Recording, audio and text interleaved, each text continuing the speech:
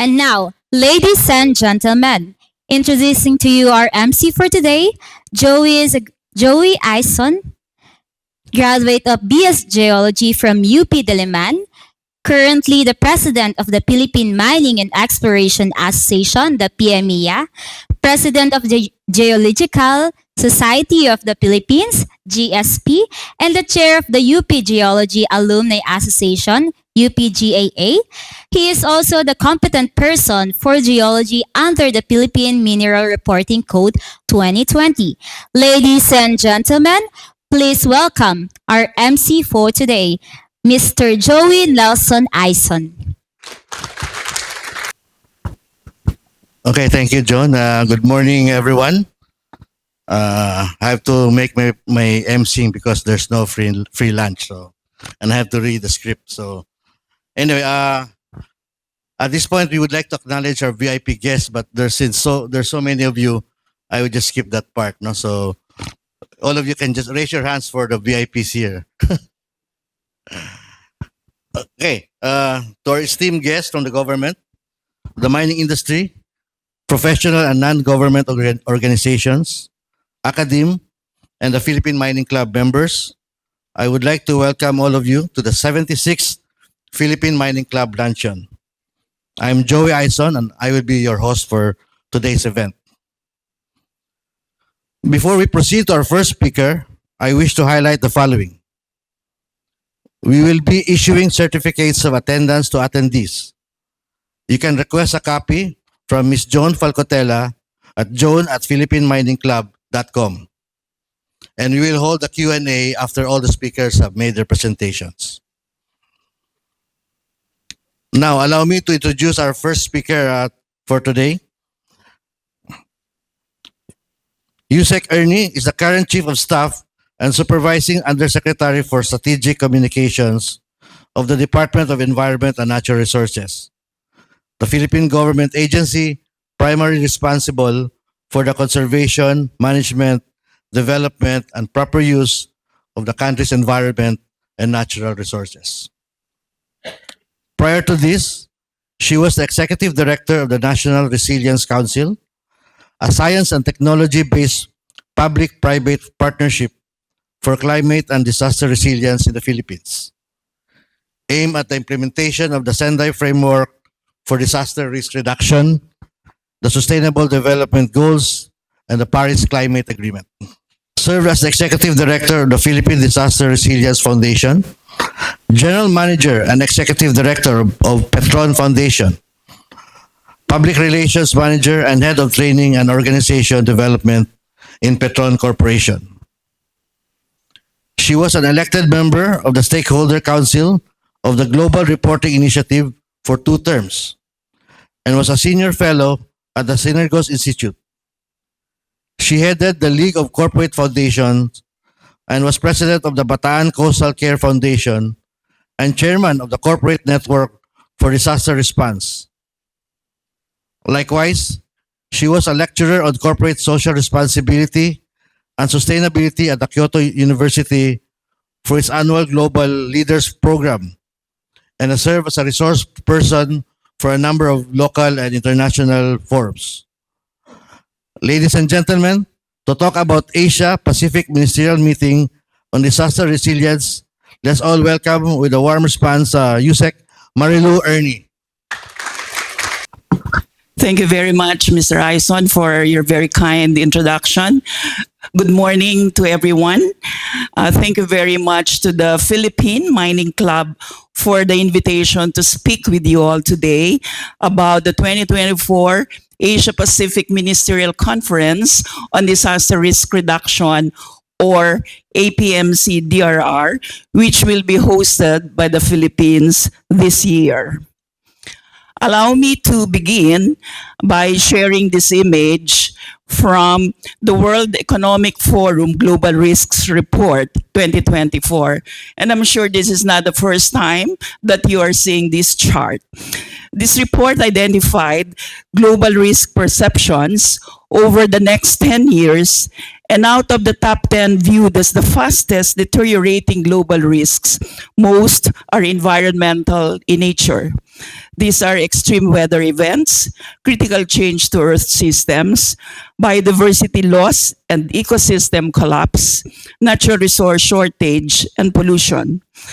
Climate and environmental risks are the main focus of global risk perceptions, and without any significant change or investment, this will accelerate ecosystem degradation and negative impacts on ecosystem services and possibly even disasters. Since 1970, the Asia-Pacific region has accounted for 57% of global fatalities from disasters and 87% of the global population that has been affected by natural hazards. For the Philippines in 2023, the World Risk Index identified our country as the number one most disaster prone in the world, followed by Indonesia and India. So the questions we are now posed with are, so how do we survive and thrive in the face of all this? What is the role of the mining sector? What is the role of the mining industry? How does mainstreaming risk reduction and management contribute to resilience? How can we bounce forward together? Para po sa private sector, we need to be able to understand systemic risk and its compounding nature, from physical to financial. The 2019 Global Assessment Report shows where we are versus where we need to be. You see there from the left side, from disaster management and disaster response to risk prevention and being able to live with uncertainty. We should be able to transition towards risk-informed systems-based approaches and decision-making, from being destructive to being compliant, to being sustainable, until we reach a regenerative stage. Most or all, perhaps, of the companies present here today produce annual reports, be they CSR reports, ESG reports, integrated reports, SDG reports, and some other reports. The question is, are we addressing climate and disaster risks in our reports? Are these part of your materiality issues to ensure your vision of a safer, smarter, and sustainable mining? UN Secretary General Guterres has said that, and I quote, "We are in a world in which global challenges are more and more integrated and actions are more and more fragmented. One way by which risk reduction measures are becoming more coordinated and integrated is through the Sendai Framework for Disaster Risk Reduction 2015 to 2030, which, ladies and gentlemen, is the anchor of the Asia-Pacific Ministerial Conference for Disaster Risk Reduction. The APMCDRR is one of the regional platforms to exchange knowledge and highlight the latest technologies, innovation, developments, and best practices in reducing disaster risk at the regional level. You will see there some of the regional platforms, and these regional platforms are held before the global platform for DRR, scheduled in June next year in Geneva. This is recognized by the UN General Assembly and is viewed as a critical mechanism to review progress on the implementation of the Sendai Framework, as well as the other global agenda, which I'm sure you're all very familiar with, the Sustainable Development Goals. So let me now walk you through the APM-CDRR, which will happen on October 14 to 18, 2024 at the PICC. And I hope that by the end of this presentation, I will be able to encourage you to participate to actively participate to attend the conference as well. As some of you may already know, the APMCDRR is the largest regional conference and is expected to bring together ministerial representatives and high-level delegates from government and international organizations. Around 2,000 to 3,000, 2,500 to 3,000 representatives from all sectors, including civil society, academia, the private sector, and communities across the Asia Pacific and beyond. Urgent transformative action is needed, and as the most disaster-prone region in the world, countries in Asia and the Pacific play an important role to reframe DRR towards a regional and global scale. At the 2022 APMC-DRR in Brisbane, former Special Representative of the UN Secretary General said, "The global battle to reduce disaster losses by 2030 will be won or lost in Asia and the Pacific." The Asia-Pacific region covers 39 countries and 13 territories, and we hope to receive the ministers of these countries at the conference. The conference in October will be the 10th APMC-DRR. It has previously been held in China, Malaysia, South Korea, Indonesia, Thailand, India, Mongolia, and Australia. The Secretary of DENR and I happened to be present to attend the ones held in Mongolia and Australia. The Philippines' hosting of this conference in October clearly demonstrates our country's commitment towards multilateralism and implementation of the Sendai framework, specifically accelerating DRR towards resilience. This is just a snapshot of the scale of the event. In the 2022 APMC-DRR, this was attended by close to 2,500 delegates, and 2,149 of which were on-site in Brisbane, with over 58 countries represented. The Philippines was officially invited to host the 2024 conference through a letter addressed to President Marcos. In the letter, our country was recognized by the UN as a leader in the region in terms of our investments and multi-stakeholder practice across DRR, climate actions, and the implementation of the SDGs. The President has designated DENR and the Department of National Defense Office of Civil Defense to lead the organization of this conference in partnership with the UN Regional Office for Asia and the Pacific and with the support of the national government agencies you see on the slide. Through the APMC-DRR, we aim to raise ambition and advance concrete and substantive commitments, timelines, and specific outputs that will ensure a resilient Asia-Pacific. Our theme for this year is what you see there on the slide, ISO 2030, Enhancing Ambition in Asia-Pacific to Accelerate Disaster Risk Reduction. There are three thematic pillars in our conference. First is practical solutions to enhance DRR financing. So the engagement of the private sector and informal sector is very important for innovative solutions and improved access to sustainable financing, which is very essential to build resilience. The second pillar is about inclusivity, leaving no one behind, gender responsive and inclusive disaster risk governance. And then the third pillar is about localization and urban and rural resilience. We need to support and empower local institutions and capacitate leaders for greater engagement with local communities. I believe the second and the third pillar of the conference should be of great interest to the people in this room. In the context of these three pillars, the conference team also has four cross-cutting enablers.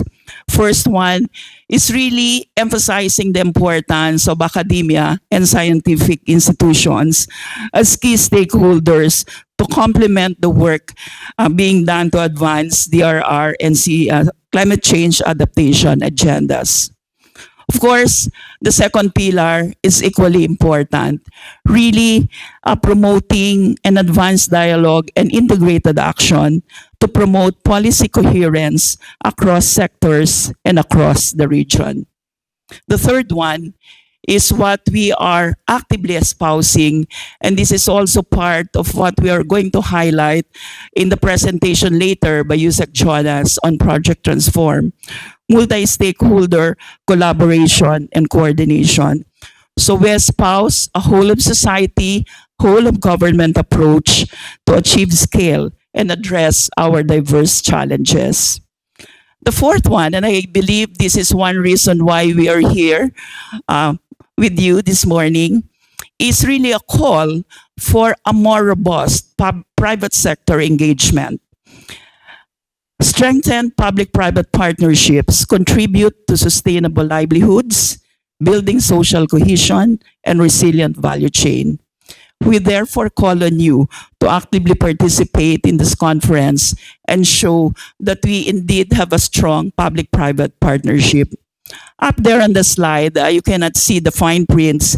It's really the template for our 3-day program. Actually, it's a whole week program beginning with day 0 on October 14, and then the 3 full-day programs on October 15 to 17, ending with a field exposure on October 18. So just to give you some highlights of this conference, the next slide shows the different types of sessions and events, and this is where you might be interested to participate. There's going to be 3 plenary sessions, 1 plenary session each day. There will be 10 working sessions on the different pillars that I just mentioned earlier. There will be 18 partner events, and our program committee has already sent an invitation for application in terms of expression of interest. If organizations are willing to apply to organize a working session or a partner event, then we will really appreciate your expressions of interest. There will also be a couple of learning labs, learning laboratories, an Ignite stage, some sort of a TED Talk, a 15-minute presentation that's interactive and creative. And also, I invite you to participate in our marketplace. We are looking at a minimum of 60, 70 exhibit booths, and we hope you can be part of the marketplace. So we encourage everyone to visit our website to learn more about this conference and how you can participate individually or as an organization. On a final note, I wanted to take this opportunity to express DNR's appreciation to the Philippine Mining Club for inviting us today. The DNR is keen to engage all stakeholders, such as the private sector, professional organizations, academe, civil society, and other development partners in supporting the conduct of this conference. The mining industry plays a pivotal role in not only revitalizing the Philippine economy, but also in protecting and rehabilitating our environment, supporting climate action, and enhancing our country's resilience. Risk to disasters can easily outpace resilience, and we have an opportunity to seize the moment and target transformative risk resilience. As Secretary Loizaga said in the recently held Policy Mining Summit, the Philippine mining industry can emerge as a potent driver of economic resurgence and social development while fortifying our nation against future challenges. This requires a collective commitment and action that embodies ethical stewardship, intertwined with economic vitality for the enduring benefit of the Filipino people. I hope that you will join us in our goal of delivering a successful conference and putting forward our country's regional leadership in DRR and multi-stakeholder cooperation. We believe that we all have a shared responsibility to prevent and reduce disaster risk. On behalf of Secretary Loizaga, we invite you to join us October 14 to 18 at the Philippine International Convention Center so that we can show the whole world that ours is a whole country effort towards achieving equitable, inclusive, resilient, and sustainable development for all. Thank you very much. Good morning, and I'm happy to answer your questions later at the question answer for. Magandang umaga po. A very informative presentation. I'm sure there will be lots of mining companies willing to attend at PICC, even at the market booth. But before anything else, questions will be entertained after all the speakers have presented their presentations. And let's have the most important event, the lunch. And have a hearty lunch, and we'll resume later with a talk from GHD. All perspectives. He's involved in many tailings projects undertaken by ICMM members, the National Council for Mining and Metals, like Rio Tinto, BHP, Glencore, Southern Italy, Newmont, and also from other non-ICMM members, like Fubia Mining, UST, and PIPA. Anjan has a strong skill set in advising mining organizations in innovative ways in stewardship, peer review, internal audit, dam safety review, and risk assessment, including ALA. Anjan is also currently working on advising many organizations, mostly ICMM members, on their internal compliance processes with GISDN, and that's a global industry standard of tailings management.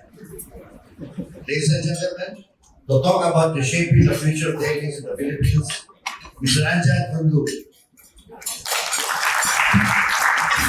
Sorry, I will just make an effort not to stand here, but rather talking to you from the center of the stage. And also the purpose of my doing that is I want you to participate, not to sit there just to understand.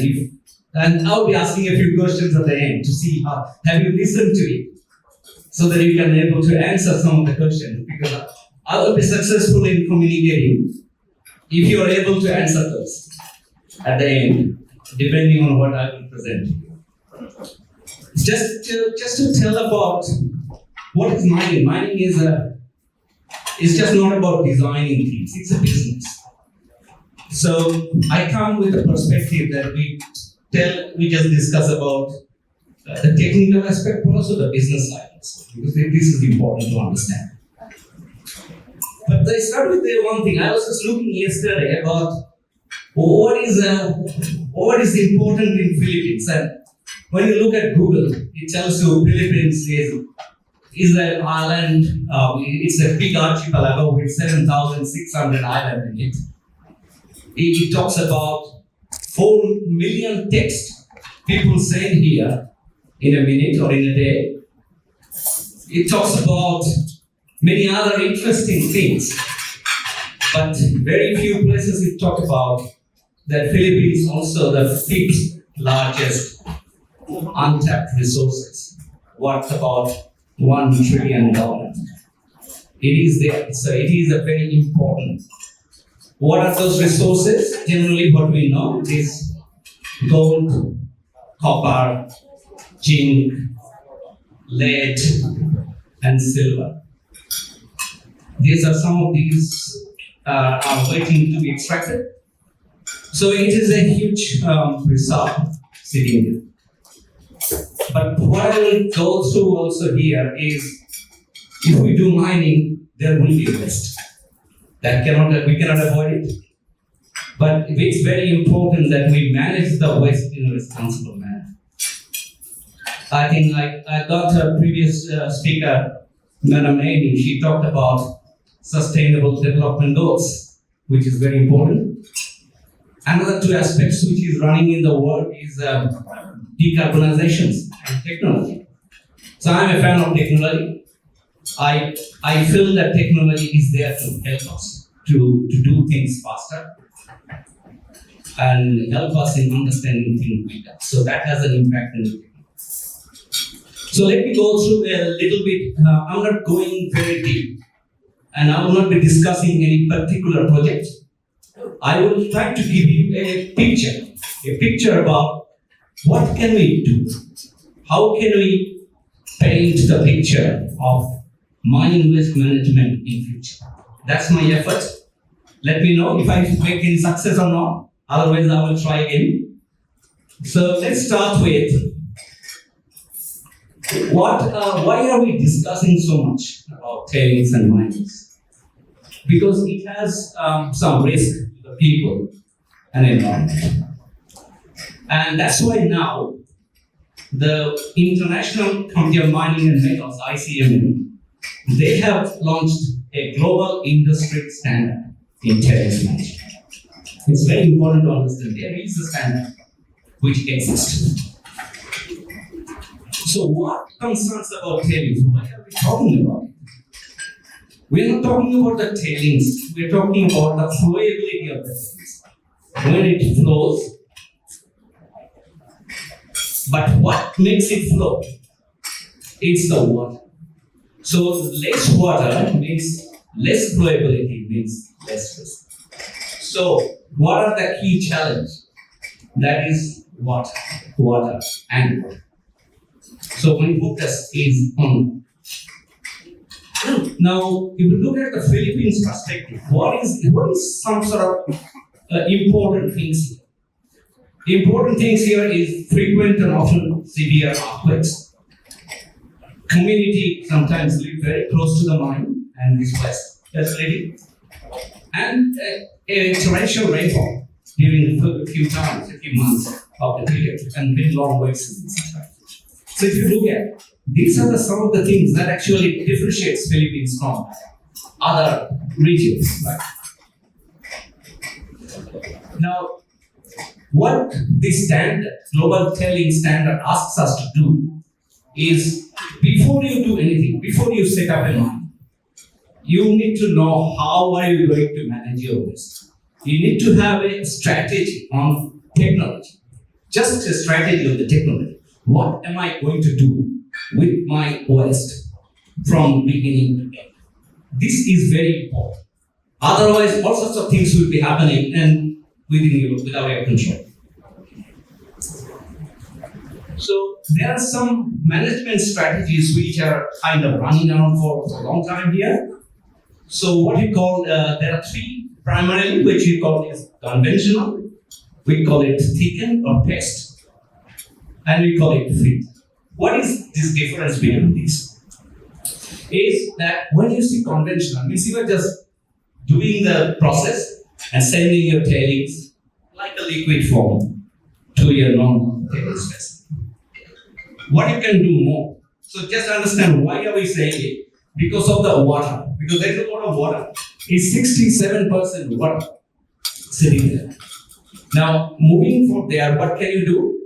You can do a bit of thickening. What does it mean? You are taking a little bit more water out of it. If you take more water out of it, you can make a thick tailings, which is not flowing like that liquid, but it's still liquid. It is going in the range of, say, 42%. Still, it's 50-50, you can see. Now, what else can you do? In the same thing, you can convert to a paste. Paste means paste. What do we use every day? Paste. Paste means its consistency is much deeper. It means that if the paste, if you leave somewhere, it's not going to go everywhere. It will stay somewhere. So as you are getting less water in these things, you are making a better consistency. And finally, what you can do is to dewaterate it to such an extent that it can stand on its own, and you don't have to keep that much water. Even if it still have some water, you cannot make it zero. It will still have some water. But just if it fails, where is it going to go? It cannot travel That's the whole intent. If there is not enough water, it cannot travel. So the more the tailings is filtered, that means the more the tailings is dewatered, the more the water is managed outside of the facility. What I'm saying outside of the facility, this is some of the maps to define what is happening here. Is when you do a conventional, means you have a tailings dam. I'm not sure how many of you have seen it, but when you tailings dam means after the processing or washing, the tailings come straight to a dam in a liquid format, where you are storing the water inside the dam. The more you are taking out the water, you don't need to store inside the dam, you can store outside the dam just for the treatment purpose. But most of your tailings are stored in a way that if it has less likelihood to fail because you have taken a lot of water from it. And the last one, the bottom one is filtered, means you have already taken more than 80% of water. So whatever is remaining, you are just managing outside of it. So how does that look like? Just to show some pictures of how does that look like. You can see the left hand side conventional, it's like a liquid, it's coming in, you're pumping it. Look at the right hand side top, it's concentrated, it looks like a paste. And look at the bottom one, it is standing on its own, which is, we call it filtered tailings and dry stack. It's show that what can be done, what are your options? What are your options if you have a certain rainfall? What are your options if you have a certain production figure? But I'm taking this a little bit separate out here in the next one. And I will probably ask you, okay, what do you find here? Did anybody find something, some interesting things from these graphs? So we again divided, it's a conventional, and now you're thickening a little bit, then you're doing a paste, and then you are a filter. What are you finding here? Any observation? Just very high level observation, just looking at this pictures. Anything? No? Just in a general, looking at it, the boxes are getting reduced. The red boxes are getting lesser in size. Just not looking at anything else. That's what you can see immediately. What does it mean? That the moment we are relying more on technology or equipment or something, your options are getting a bit limited. That means the more you are going towards the paste and the filtered, you cannot process 50,000, 100,000, 200,000. Those sort of tests have not been done generally in the industry. So let's talk about some projects where I'm talking about this is in specific to the dry stacking or taking the water out, which there is a lot of talk in the industry around dry stack and filtration. So I took the same figure here to make it a bit bigger to see. What can you see here? You can see that the top part is getting squeezed, bottom part is a little bit better here. But all this you can see that the data is below 50,000 tons per day. And as you can see, if the difference of rainfall and evaporation goes above 2 meters. For example, here we have that example, like if you have a 3 meter of rainfall and 1 meter of evaporation, the difference is 2 meters. If we go more than that, it goes out of this range. So not much tested. So what I was trying to say here is, by closing the eyes, we cannot select any technology. We need to understand the site first, the technology availability first. If there is too much rain, and this has a logical reason, because you call it dry. Right? If the weather is 3 meters of rainfall in 6 months, do you really call it dry? It is very, very, very wet. So how are you going to run a mill and take it to somewhere and store it dry? Practically, I'm saying. That makes this not connected, dry stage when you have it. So this is what I was trying to show. Let's go to some wordings, and I'm not going into the words. So this is some considerations that we typically give here, which is there's a lot of focus on risk. And also, when we plan something, a strategy, we need to make sure that strategy goes till the end. It's not for today. It happens. I've seen many places that some people develop mining somewhere in the world. They only talk about that, okay, I'm going to operate only for 5 years.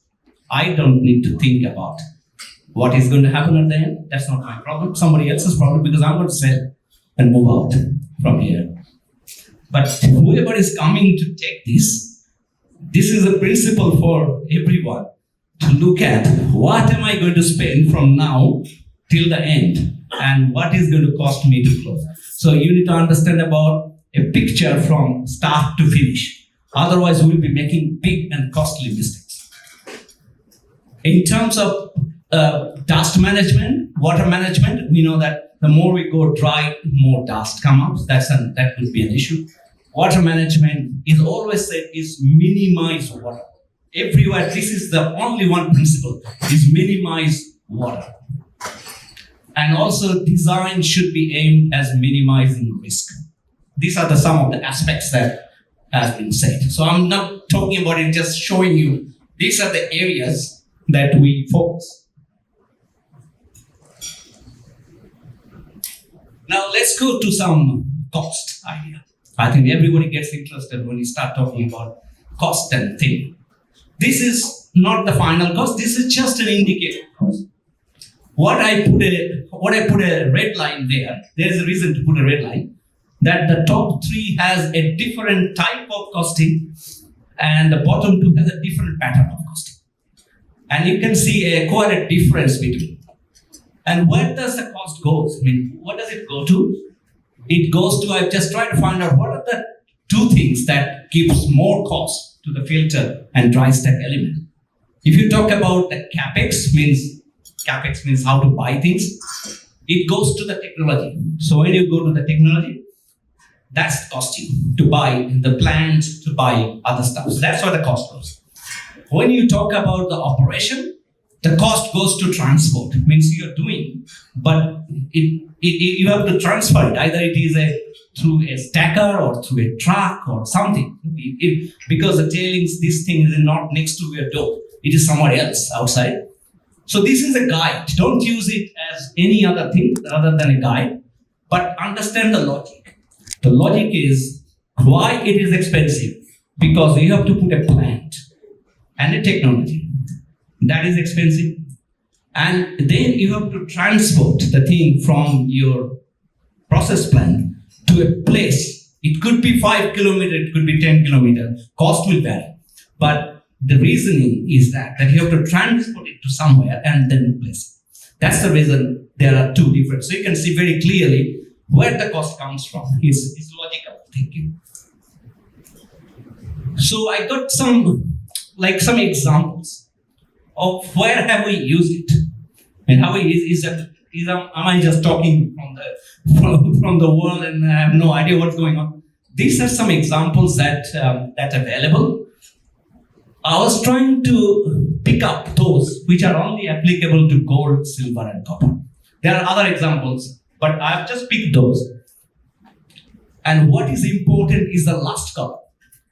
I tried to put a Philippines context to it.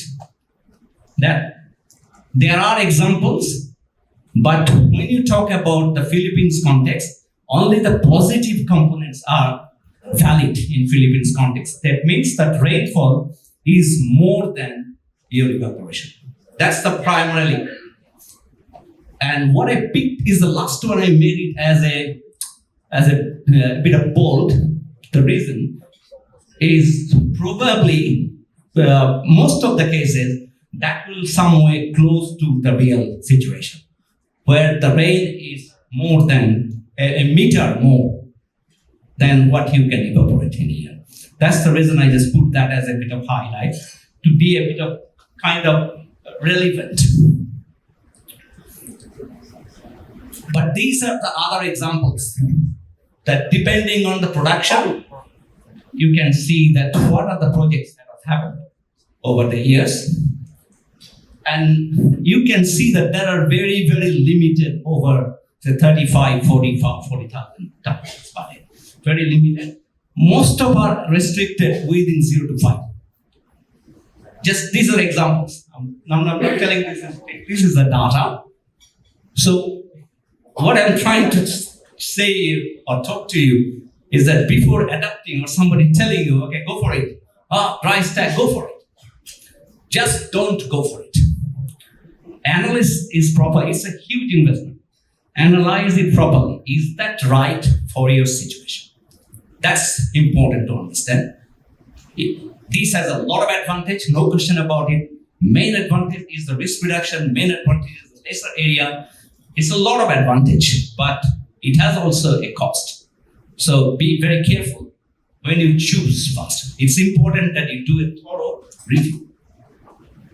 So this is the example of the green stick filtered tailings. I try to put some relevance because it is 2,200 tons per day. That's something relevant. It has done for gold, zinc, lead, and silver. It has high rainfall area in the coastal. It has high seismicity also, which matches very well here. In fact, it has a high stack. The reason it was done is to minimize the footprint, reduce the water to be treated, and less potential for tailings to be mobilized. That is an important part.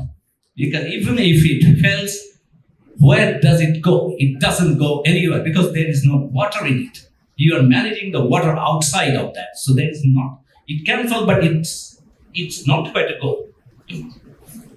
So this is an example that I thought I should show you because it's close to what we have here, in fact. Now, what else is changing? You just don't look at future. What else is changing? Climate. Climate is changing. You can have either more rainfall or more dryness. Seismic activity is changing. We are having more and more and more seismic activities these days. So things are changing. You need to, even if you have a design 30 years back, do not consider that's going to work today. Things have changed. You need to reevaluate or reevaluate in the current situation. Land use pattern. Like people are using lands in a different way today, which is very difficult to control sometimes. And others, which is not even in the control of the mine owners, like people's perception, supply chain, other interference. These are not even, you can't control something. Like you buy something today based on a cost. It is possible that something else happens and your operation cost goes double because you are not getting the material. It's possible, it's happening these days. So you need to look at all those options there. So none of these are probably in the control of the mine owners sometimes. It's all happening, but it's all happening outside of your control. Now, what do we do? So this is my favorite place. Let's talk a bit of strategy. What we do. Put generally, this is a very overall sort of strategy. What are the strategies? Develop two types of storage. You don't put all your egg in one basket. It may not work. Develop two. Do something hard, make a stack, and keep something like for your rainy season when you cannot do the high stacking. It's too much challenging that time. You create a smaller dam size to store. So you manage with two options there. But ultimately you are de-risking both ways because you are storing in stack, that's one de-risk. Second is that you are putting only half in a water form, which is reducing the risk. What is strategy 2? Think of, can we use your existing pit or other points as a storage? Just think of it. I'm not saying this is going to happen in every project or everywhere. Think of, can we do it? Because it's restricted. It's not going to be going from a page. Strategy 3. If there is no other options, absolutely we can't do anything anywhere. Think about revisiting doing the design in a conservative way. If you are going to store a water in the dam, just do not call it as a tailings dam. Call it as a water dam because you are storing water in it. So design needs to be different to make that things clear. So thought is that if we have no other option, then we need to understand the limitation. And we design or do things as a water dam so that if there is water, it has reduced, the risk is reduced significantly because you already made plan to store water in it. So this is the tricky one which I said, okay, this is for audience to answer. I'm not answering this question. If I have explained something, you should be able to answer the question. So first question, can we construct dry stack tailings facility in Philippines? Is it safer? And what's the answer?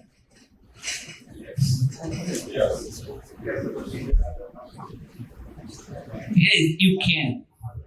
You can, but you need to be informed about every aspect that you need to be informed. Not just close eyes and do a construction. You need to understand, you need to have a backup option also. If you cannot work, what else? What can we do? As owner, what should be the top 3 things in my mind to help me sleeping well at night? This one I've spoken, so I just give you what the 3 things that you can do as an owner. So you do a technology review of your project, that what is better for you. So that if tomorrow comes you anybody will come and why didn't you do it right stack? You have an answer. Like you said, okay, so we have gone through all the process. See, this is the reason we are not doing it. I mean, I have to have a very strong answer. And that's what the global industry standard asks for. Every owner to evaluate the technology. At the beginning of the project or whenever you become an owner, you just do it. Next is you do a risk assessment. And you have to understand what is the risk and how do you mitigate it. You need to do that. And I'm not just doing for myself because I'm a consultant.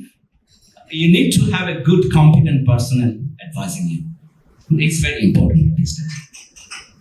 And what else can we do? So I'm not telling that there are other technologies in this year, right? We are in the era of artificial intelligence. As you can see, artificial intelligence, you know actually a lot of stuff and you can predict also a lot of stuff these days because of the previous behavior. Use some of those technologies. Like if you don't have to do it by yourself, going survey or going and doing it, somebody from the satellite can do that for you. It's possible. Like you can get all the data on a regular basis without anybody being on site. So think of something or do everything remote. Like nobody is going to take your piezometer reading. It's got automatically connected and you get from your home. Those are the technologies that we are using it very well. We have used a lot now. All sorts of technology we have just used and it has its value. Adopt the intent of GISTM. It's good if you can adopt the full GISTM because GISTM has 77 requirements. It tells you how you operate a tailings dam. It is an international guidelines. It has been acknowledged, or all the ICMM members have promised that they will do it. It's good to comply with the intent. And please provide adequate training to the staffs. The staffs, they need to know what they're doing. If they go to site, they know what they're going to look at. Otherwise, you can have people, but they will not be able to help and give any value because they don't know what exactly they're looking for. So, just going to a little bit of summary. So, water is the key risk. And dewatering is likely to reduce the risk. For filter tailings and dry stacking, the challenge remains at the higher tonnage and cost. a cost and water. If you can put like for where there is water is very difficult to get. You talk about Chile or you talk about Middle East. There water is really valuable more than anything. If you have a value on water, it helps you because you can justify that if 1 cubic meter of water cost you some dollar or something, which you are using to take it from here. It's easy. But here maybe it's not that relevant because there are a lot of water already. So, but it's important. And let us adopt the most appropriate technology, not just anything that's coming on our way. So that we can live with knowledge. And that's where I will leave it. I hope I have been able to give you a bit of high-level thoughts on what can we do to help ourselves. Thank you very much. Usec, Jonas. So allow me to introduce him to you.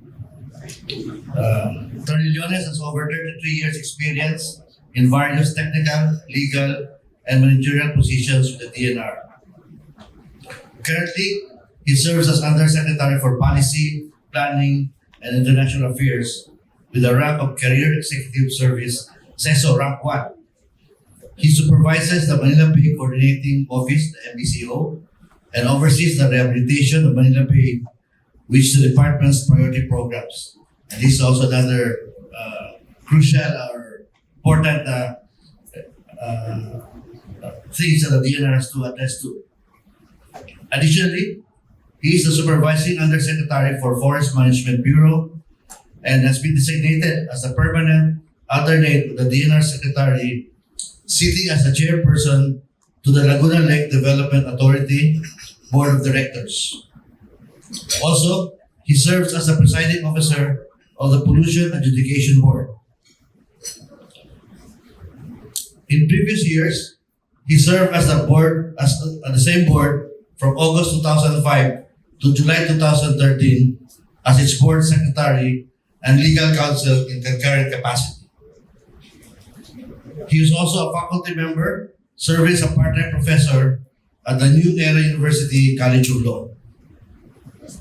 He coordinates all international environmental concerns, including the implementation of international environment treaties and the Philippine participation in international environment bodies and conferences.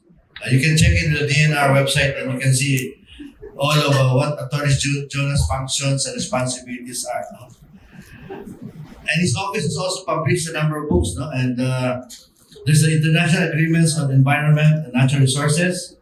And the second one was the Philippine International Commitments on Environment and Natural Resources, Roadmaps and Updates. I think we should more updates on the mining because you already have for your forestry. No? And both were launched in 2016 and 2020 respectively. Attorney Jonas also holds a master's degree in public management from the Lee Kuan Yew University School of Public Policy of the National University of Singapore and the Kennedy School of Government, Harvard University, Massachusetts. He obtained his Bachelor of Laws degrees from the New Era University in Quezon City in 2005 and passed the Philippine Bar Examination in 2006. As a full scholar, he also finished his master's degree in environmental science from UP Los Baños in Laguna in 2000. And he has his Bachelor of Science Forestry degree in 1990, placing number 8 on the Forestry Board exam in 1991. He is the recipient of following awards: Outstanding Professional in the Field of Forestry with the Professional Regulation Commission in 2016, Outstanding Alumnus of the University of the Philippines, Los Baños, School of Environment and Science and Management in 2016, Outstanding Alumnus, University of the Philippines, Los Baños, Alumni Association 2016, marami pa pero hindi ko na babasahin yung all the awards of Attorney Jonas. So, ladies and gentlemen, to talk about Project Transform, Attorney Jonas. But of course, I would like to thank the organizer of this forum, Philippine Mining Club. So, sabi kanina ni Maggie, I was asking for the VIPs that I need to greet and acknowledge. Sabi daw ni Mr. Ayson, everybody's VIP. So I just want to thank everybody for inviting us and giving us the chance to at least inform you about the recent development, recent program of our department. This morning, nagsalita po yung aming Undersecretary, si Usec Erni. Siya po ang Chief of Staff namin sa DENR. So, siya rin po ang namumuna dito sa Project Transform. Ako po, deputy lang po sa Project Transform. But later on, if you will be asking questions together with Usec Malu and the rest of the team, we will be answering some of your questions because we believe that Project Transform, as a new program department, we will be needing strong collaboration with you. So, kailangan po namin so that we can really achieve the purpose and objectives of Project Transform. So, what is Project Transform? First step. Project Transform is actually a project. Ito po yung parang acronym. Transdisciplinary approach for resiliency and environmental sustainability through multi-stakeholder engagement. This is a new project in a sense that we have been collaborating with Mr. Ayson, marami na kami collaborations sa mga projects natin. But I think this project is very different in a sense that in our past projects, what normally the partners are doing is that they just provide funds, some external support, and then at the same time some expertise. But in implementing the project, it is usually the DENR who implements the project. But in this Project Transform, we made sure that this is not a DENR affair. This is not a DENR project, but it is the project of the partners. DENR is only one of the partners. So we want this project to be co-owned, collaborative, and inclusive. So ito po yung kaibahan natin. Next slide. So how did the project start? No? So we started this project. The project originated last October 5 to 7, 2022 in Diamond 10, wherein we invited multi-stakeholders. We conducted multi-stakeholder forum wherein yung champions ng industry attended that forum. So nandun po sila Ramon Han, nandun po yung sila Mr. Lopez, si Mr. Rason, nandun po sila lahat. And then during the multi-stakeholder forum, no less than the President graced the occasion.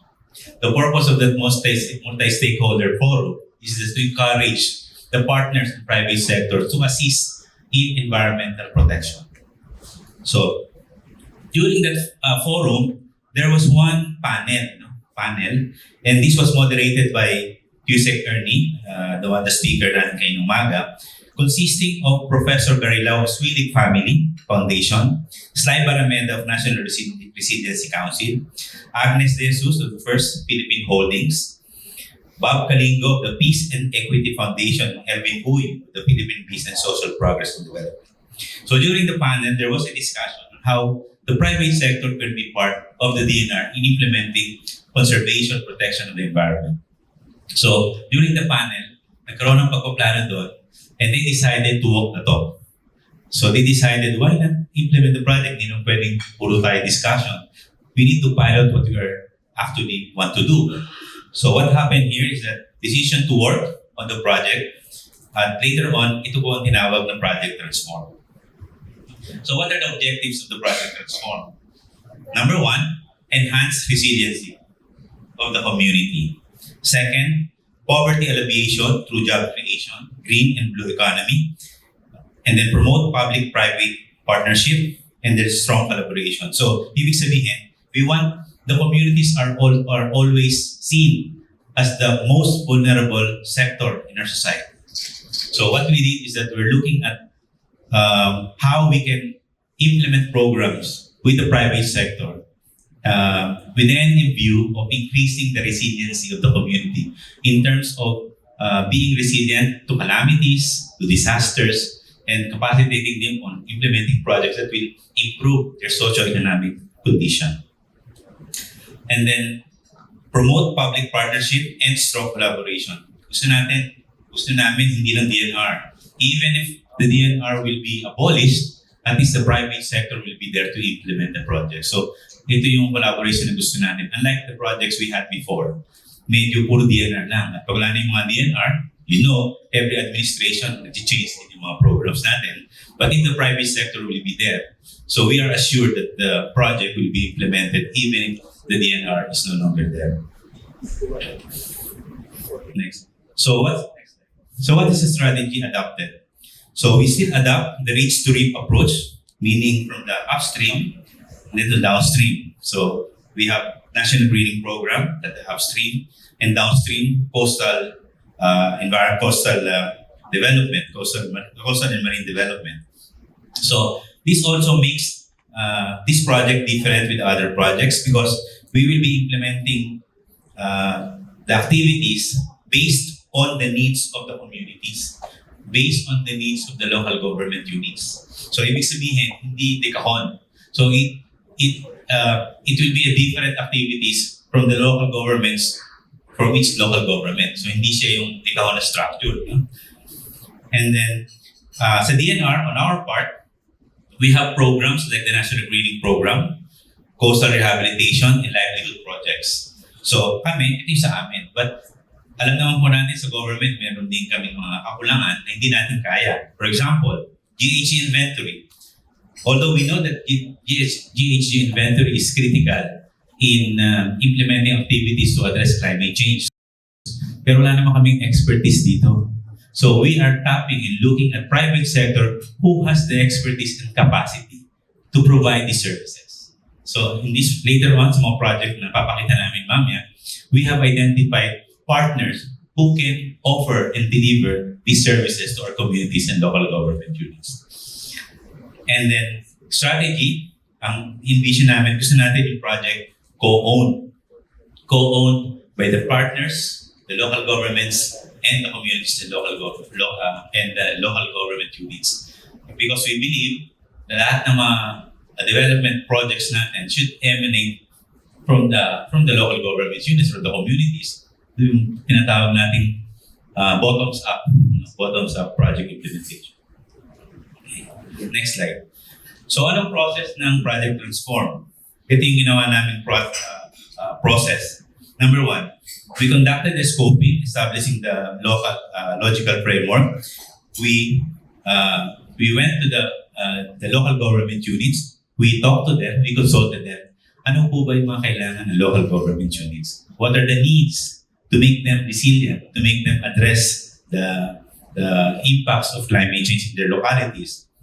And then next step, ginagawa po natin yan, we analyze, we have a baseline data, and then we match it with the needs. And the next step, we identify partners. So dito sa stage na to, dito tayo medyo kailangan namin ng collaboration with you because we have identified the needs of the local government units, we identified the baseline data, and probably the expertise, the technical expertise and the financial support can be done by us, the government, the private sector, and the other partners.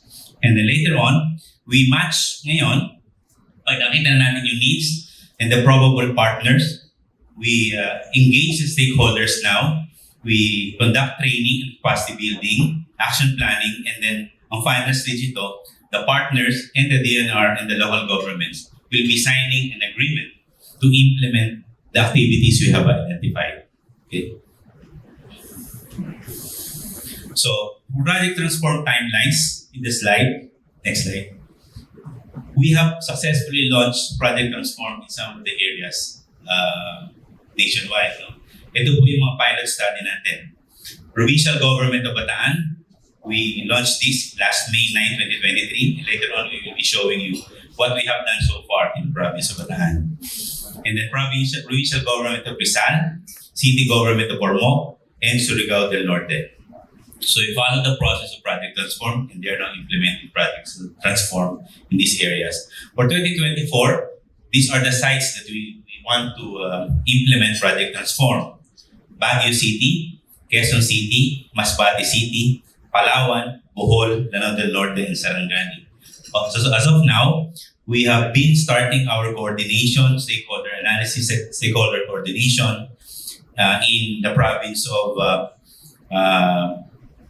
Bohol, Sarangani, and in Quezon City. So soon we will be launching the Project Transform in these areas. But of course, we want to implement Project Transform nationwide. So when we implement the Project Transform, we are appealing and requesting for your support to support the Project Transform. Now, these are the partners who are helping us implement the Project Transform. So ito po yung mga activities, may mga activities kaming na-identify and naswak naman po doon sa mga qualification or expertise ng mga partners natin. So we have the National Resiliency Council. Sila po yung natutulong sa atin para to make sure that may mga activities na undertake ang LGU when it comes to enhancing the resiliency. We have the first Philippine Holding, kasama po ang Lopez Group Company. We're helping us in the GHD inventory. The Philippine Business for Social Progress, the Peace and Equity Foundation, and the Swilling Foundations. For the LGU partners, we have the Province of Bataan, City of Ormoc, Surigao del Norte, Lalawigan ng Rizal, Province Provincial Government of Bohol, and the Province of San Galo. Next slide. So, ito pong nasa slide natin, medyo sabi nga ni Usec when she's discussing this, medyo busy yung slides natin. But I just want to focus on the goal. We call this framework as a theory of change. So, ang simple lang po, our goal here is to enhance socio-ecological systems, the green one, and then we can monitor if we are achieving this goal by looking at the different pillars. Makita niyo sa paligid ng goal, we have the human development. Ito yung pag human development, we are looking at the health, education, and social protection in the area. Infrastructure, kung okay ba yung mga housing and lifeline and critical infra. Environmental resilience, and economic resilience. So this is the main goal of our framework na sinusunod natin sa Project Transform. So you can see, meron kaming na-identify mga inputs, strategies, outputs, and then immediate results. So once we have achieved the goal, we're looking at the possible impacts of our activities in the Project Transform. So ecosystems integrity sustained, human well-being enhanced, and development continuity and inclusive economic growth achieved. So next slide will show you yung resilience framework. So ito po yung ginagawa. Ang ginagawa po natin dito, may mga scorecards tayo. So when we implement the activities, ito po yung mga related activities na dapat nakapasok dito sa governance na resiliency. So sinasabi po natin leadership commitment and competencies, ito po yung kailangan natin. Empower stakeholders, integrated development planning and implementation evaluation. So yung immediate outcomes, ito po yung monitoring nating tool. Ito yung mga pillars natin. So may mga scores po yan na ginagawa. And then of course, we will when we achieve these immediate outcomes, so we're expecting that impacts will already 2023 with a few partners supporting the Project Transform. And what is amazing here is that because the province of Bataan is so active, so as of December 2023, the DENR and the provincial government of Bataan has now engaged a total of 44 partners for Project Transform. So ano po yung ginagawa nitong 44 partners? Meron po sila, next slide. So meron po silang activity to enhance barangay resilience. May mga scorecards po sila dyan. And they are also implementing mangrove projects. They call it Bakawan Bataan. And while being implemented by the local government units, ito po ang financing po nito yung sa GMC. They were able to get some fund financing. GMC and GM Power. And then we have one of the activities identified also is the One Bataan base map. Kailangan po nilang i-address yung mga overlapping boundaries nila. And then GHD inventory, the first Philippine Holding is helping them to conduct of this activity. And then they also have activity adapt a station, and then trust to cashback under the EPR. And then economic resilience, comprehensive plan for informal sectors, e-mobility for sustainability, and they are also doing coastal and marine biodiversity conservation. So they have tapped some private sectors, companies in their areas like San Miguel and SM.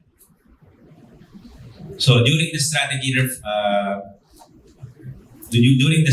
refresh and strategic planning workshop held on February 19, 2024, led by Governor Joel Garcia, Project Transform was identified as one of the Level 1 scorecard initiatives of the provincial government of Bataan, localized into Project Transform Bataan. So yung sabihin, nag-coin na sila, but actually the activities is in support to the Project Transform. So our Project Transform in Rizal, ito naman po yung aming ginawa na.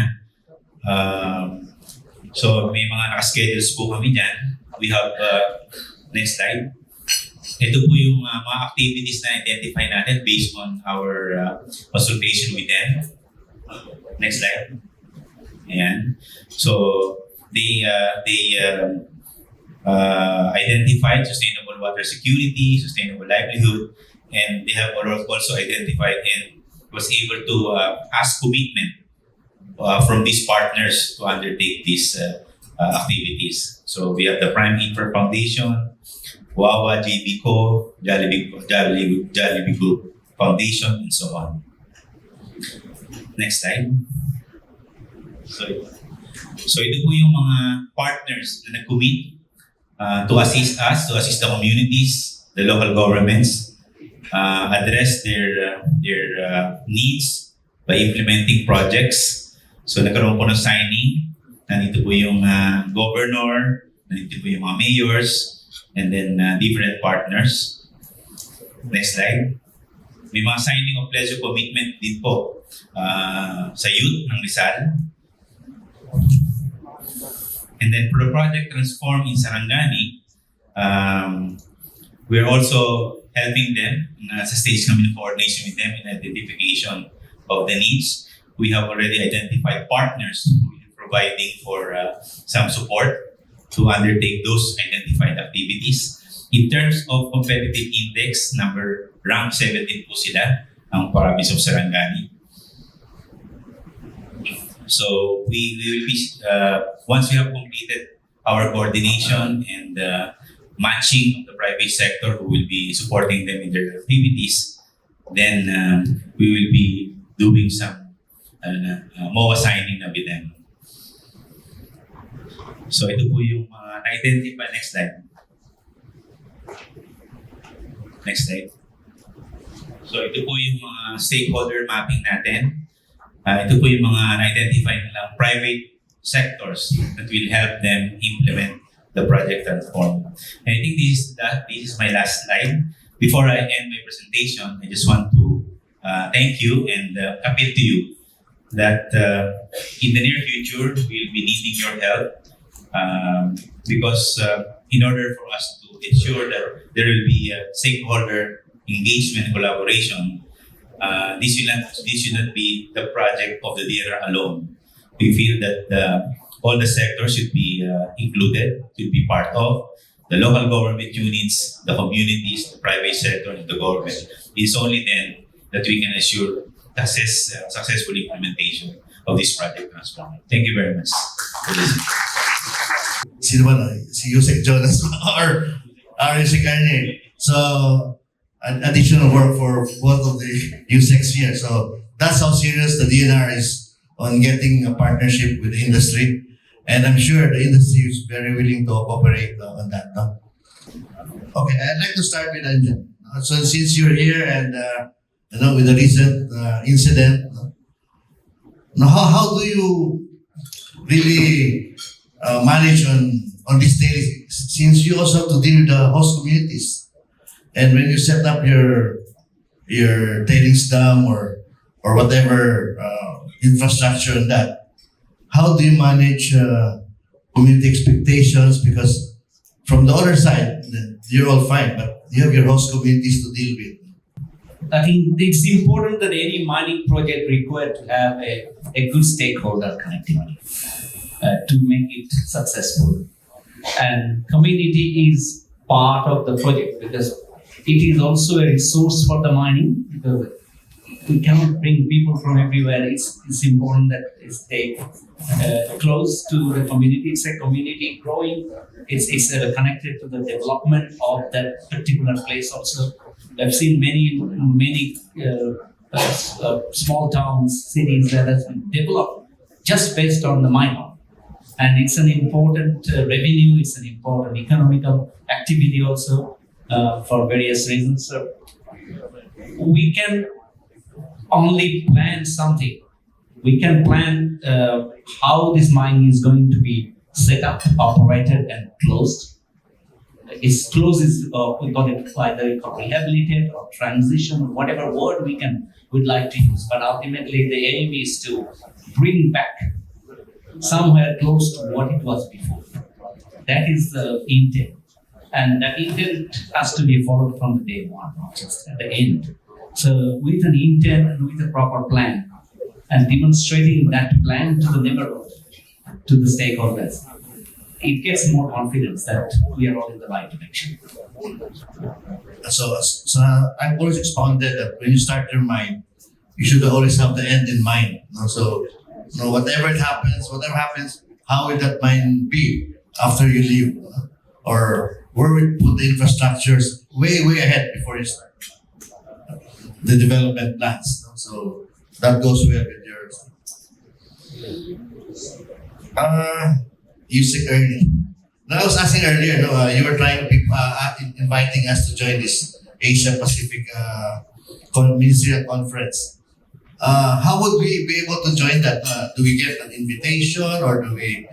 Since it seems to be like parang high-level ministerial conference, and for us in the industry, how would you suggest that we join if you're interested?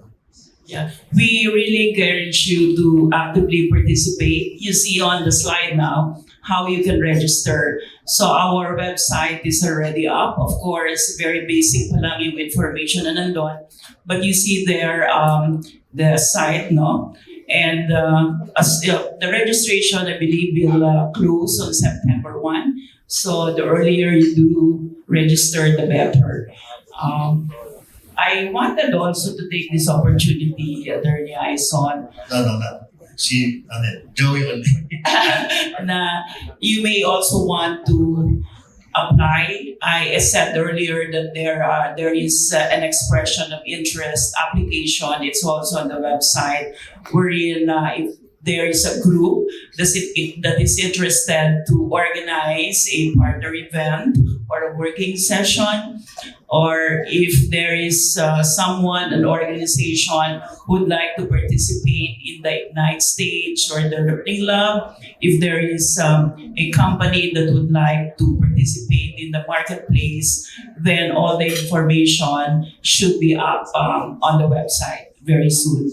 So sana mag-engage po tayo because we'd like to show the Asia Pacific region that indeed there is a very strong multi-stakeholder engagement in the work that we do to be able to build community resilience and ensure sustainability. Thank you.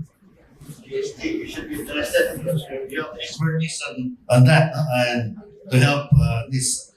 So you can count on GHD to be part of that conference. Any other questions from the floor? Tranileo. Please identify yourself and your affiliation, please. Thank you. I'm Leo Hernandez, board member of the Philippine Mining Development Corporation.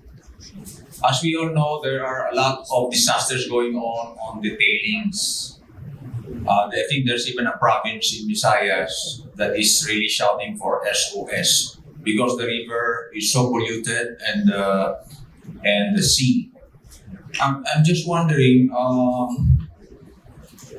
is there really a way of rehabilitating these areas that are now polluted because of the open pit and it has contaminated the rivers and the seas, and how long will it take, Mr. Kundu? Thank you. this is not an easy answer, as you all know. If it isn't easy, it would have been done. I would say. The thing is that first, the theory-wise, first is stop doing what's happening and then rehabilitate. So until we cannot stop things, it will continue to be in the same position. So there are ways, there are ways. I give you an example that during COVID, you have seen that a lot of rivers were getting polluted, and during COVID, when people were not using the rivers and everything got replenished gradually. Even the polluted rivers got replenished in such a way that the birds started coming there. So we have seen some evidence from around the world that things can get better. But we need to stop things doing the same thing that is happening first, before we can think of repairing something. Because if you repair, it's going to pollute again. So what's the point of doing something this side and not being able to stop in the other side? So there are ways that we can think of. Every project will have a different strategy, as we said. We need to see what is appropriate for that particular site. And then we see, okay, how can we stop it first? That is, I'm just telling my opinion, is stop and then recover. We cannot recover and continue to connect it at the same time. Okay, thank you, Anjan. Just to put into context, Usec CP, his thesis was on markup. And after it had stopped, after so many years, the river, both rivers, actually rehabilitated itself on its own because there was no activity. So the marine life, the river life, and all the surroundings are all back to what it was before. So it has actually done its own rehabilitation, and since there was no mining. So it can be done, but it takes time also. Good Yes. afternoon, sir. My name is Rochelle Gamboa, and I'm very new to the DNR. And in the last few weeks that I've been with the DNR, there have been 2 mining incidents. One was flooding, and the other was the TSF facility. But the companies are saying these were acts of God, and that it was inevitable because the mine sites were located on fault lines. So is there something that a collaboration among different stakeholders like Project Transform can actually do to help mitigate or help the mining companies and the LGs mitigate or prevent such disasters? It's not a planted question, sir. Magic transform. Actually, yun nga yung sinasabi ko kanina na there's no structure. Project Transform can be implemented in different ways. So we start Project Transform by coordinating and consulting the local government units. Like for example, in the case of province of Bataan, wala naman kaming in-offer na project activities dyan. Eh. All activities were originated from the local governments themselves. So ang gagawin lang natin yan, of course, if God will or if our resources will permit, ang gagawin lang natin dyan, we need to consult yung mga international expert, we need to consult yung ating NGB, and then see what activities can be done to rehabilitate the polluted river.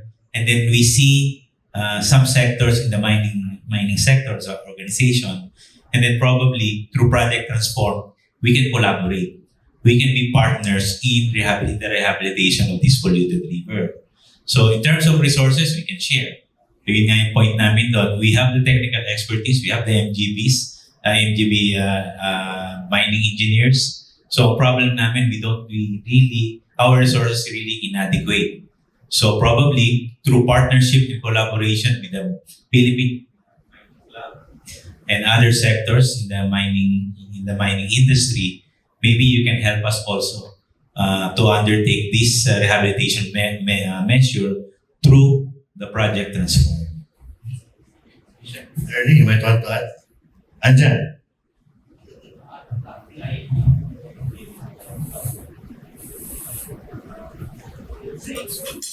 Yeah, so the collaborative effort.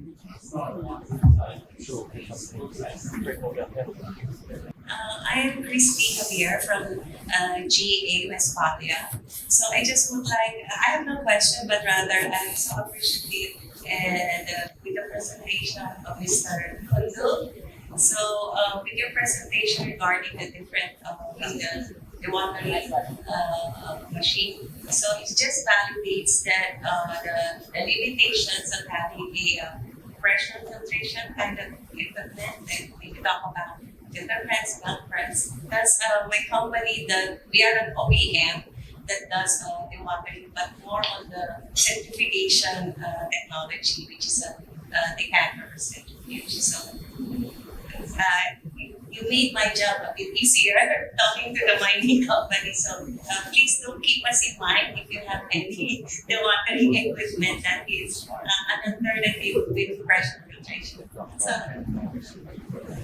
Just like that, anyway, GHD, you're having a seminar on the 30th on asset management. Why don't you include tailings so that Anjan can stay a little bit longer?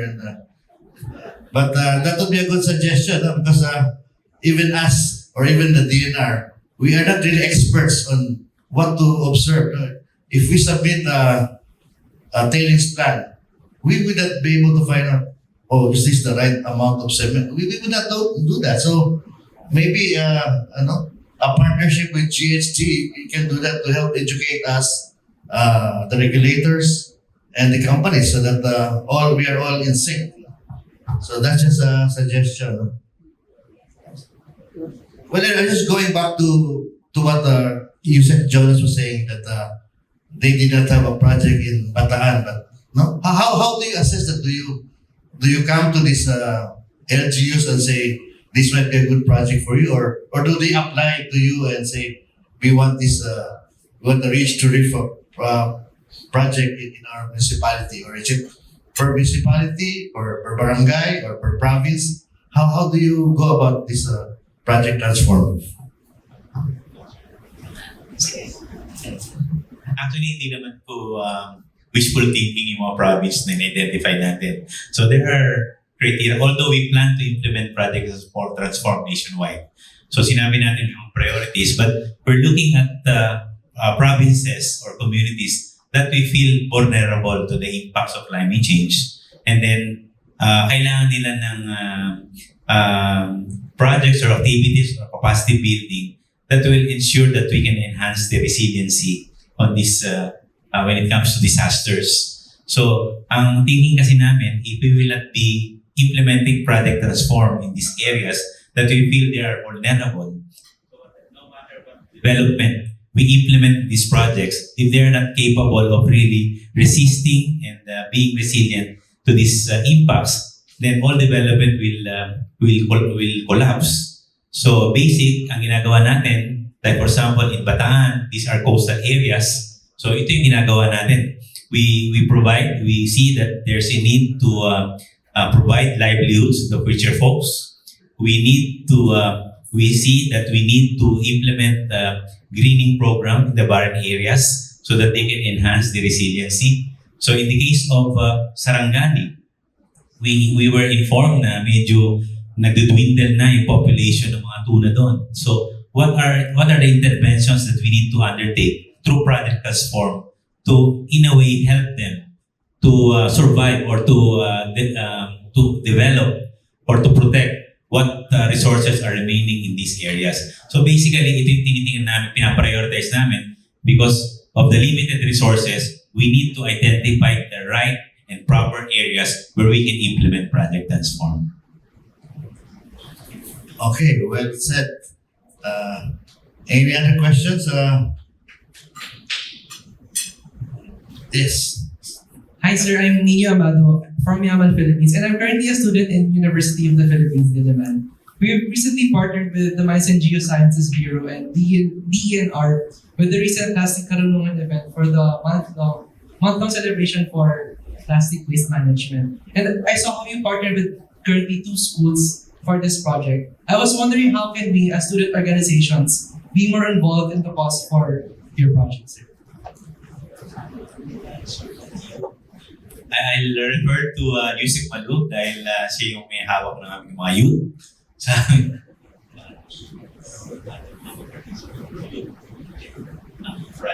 Yeah, thank you for your question. No? For example, the use of Jonas mentioned in his presentation our initiative in the province of Rizal.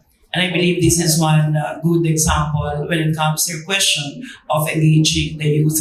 We are really bent on pursuing a very aggressive program, engaging the youth.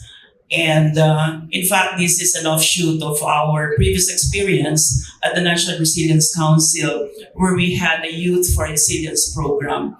And so there is a group in the department that really tries to make sure that the youth are engaged and the youth becomes part of the Project Transform network. So when we say Transform is a transdisciplinary approach towards resilience and environmental sustainability through multi-stakeholder engagement, the youth, the women, and the other sectors of society become an active part for inclusivity. We have partnered with several organizations, youth organizations. No, You Inspire is one example, and DNR is really open to engaging more youth organizations because, as Jonas mentioned, Transform what we are interested in 11 or 13 LGUs as of now. We are looking at scaling this up. We are looking at replicating it. And by doing so, we would like to engage the private sector, the academic, scientific organizations, the CSOs, as well as the youth and women. Might I also add, Sir Erni Ayson, that ang objective talaga natin dito is scale, integration, inclusivity, and impact. Because what's happening generally is that we do our initiatives, for example, in a particular LGU on an isolated basis. Our goal is really to be able to get all of the different stakeholder groups work together towards one roadmap, towards one master plan, so that the impact that we desire will be achieved on a more short-term basis at saka hindi nagkakanya-kanya. So that's the reason why we're encouraging the different stakeholder groups to get together, to work together, to be able to come up with one pathway for convergence and sustainability. And we call on the mining industry to be part of this initiative called Project Transform, initially for your fence line communities, so that through your SDMP and your other programs reflected in your integrated and sustainability reports, you can say that this is indeed part of a holistic, integrated, whole of society, whole of government approach to be able to ensure sustainability. Thank you very much. Nag-add na rin po ako ng ibang about Project Transform.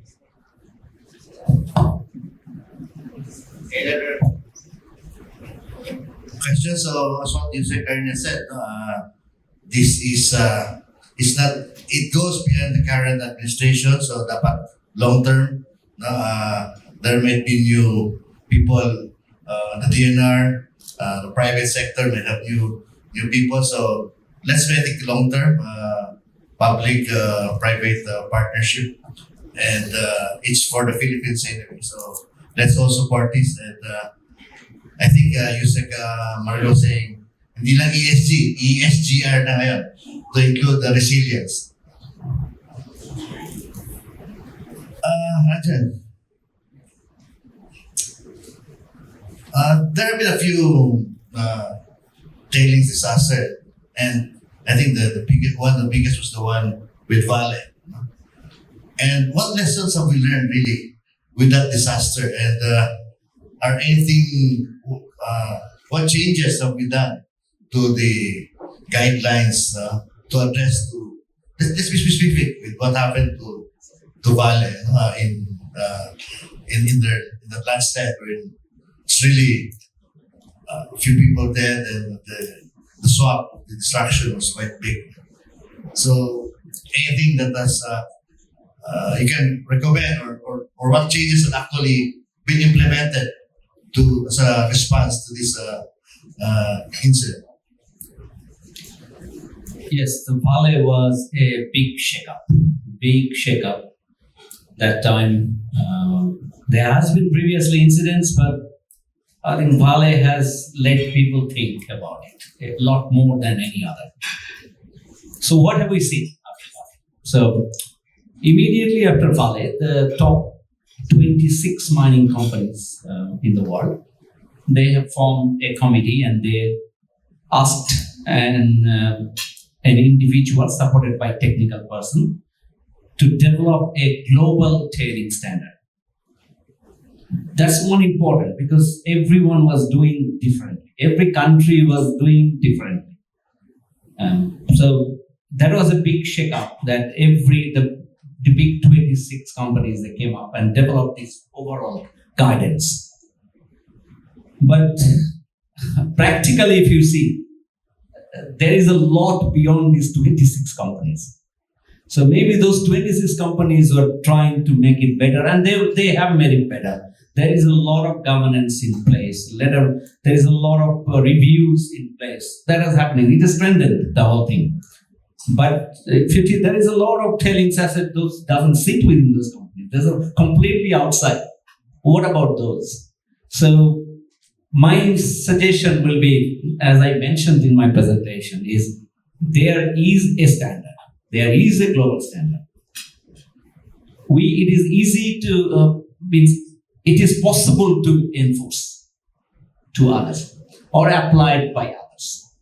It's better for the company also, I'd say.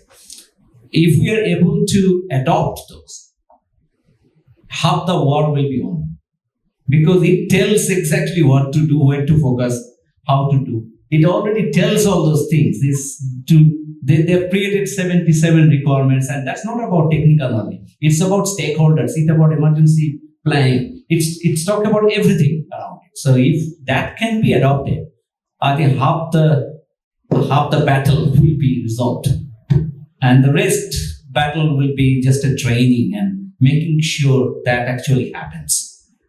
So that will be my suggestion, is that if there is something already there, it's just to adopt. And I have seen that all the investors around the world, they have been very careful. I think they've been asking those questions before giving any loan. Have you applied? Have you complied with those sort of things? Means they're asking for it. So it is there. It may take some time. It is there, but it is a good way. That's exactly what TSM is doing. We're doing our checklist. And do you have this document? Have you done this? Has upper management, also all the way from upper management to management, site management. So it's now being done, and we're slowly getting there. So we've been asked to wrap up. So I'd probably ask my esteemed guests to have up some few parting words. I'll start with you, Anjan, which on the other side. My only one message is let's get things right. That's what it's all good for us. It's good for the community. Let's get things right. You have to do it right.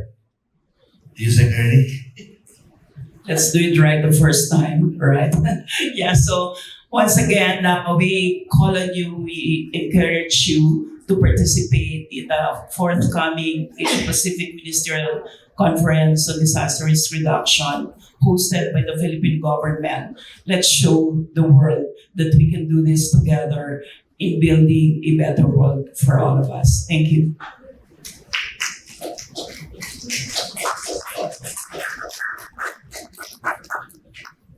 For me, I'd like to thank the organizer again for inviting DNR in your meeting. So masabi ko lang, the current administration is in the right path. The current administration under Secretary Seda believes that we cannot really implement programs and projects alone. We cannot work in silos. We need to collaborate. In order for us to address environmental problems, we need to partner. We need to sit down, plan together, so that we can make sure that whatever we do will be sustainable. We should work in unison, hindi dapat na hiwa-hiwalay. So we want to invite everyone to please take part in the, not only Transform siguro, but in all the programs of our department.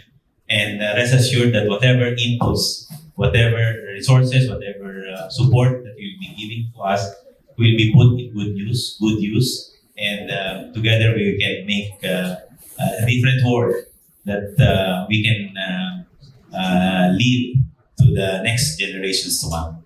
Thank you. Okay, thank you, Anjan, Usec Marilou, and Usec Jonas. As I remember the last mining summit, I was asked, what is your take here? And I said, my answer was, communications line are open between the private sector, the DENR, and regulators. So, having said that, thank you everyone for attending this mining summit. Thank you to our speakers and resource persons. And we hope to see you soon at the mining summit, the mining luncheon. Joanne?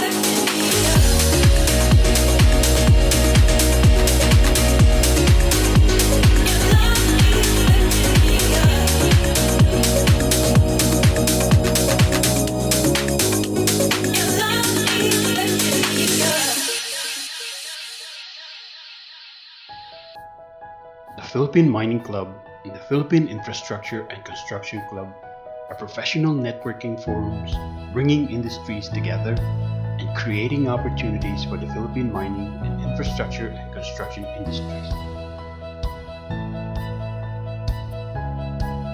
Networking is about giving, not taking. It is about forming trust and helping one another toward mutual goals, regularly engaging with your contacts, and finding opportunities to strengthen relationships.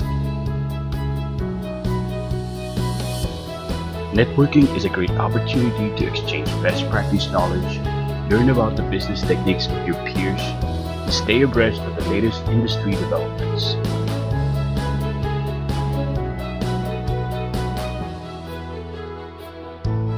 Opportunities like partnerships, invitations to events, introductions, and giving talks and presentations bring challenges that benefit and feed your career, professional development, and personal interests.